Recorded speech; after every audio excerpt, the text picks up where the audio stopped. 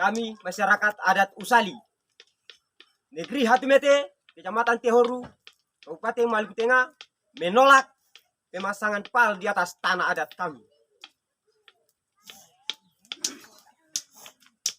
Bapak dorang sudah ambil katong punya Gunung Hoale, katong sudah kasih perbatasan PAL di Dusun Enaole, kampung kami tertua di Enaole. Bapak dorang sudah ambil ini buat katorang, kira-kira katong mau makan di mana lain.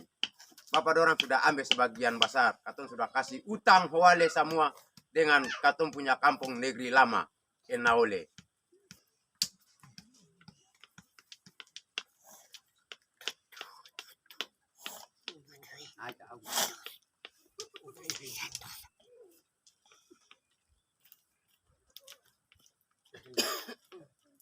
Atau anak-anak asli, orang asli di Usali sini.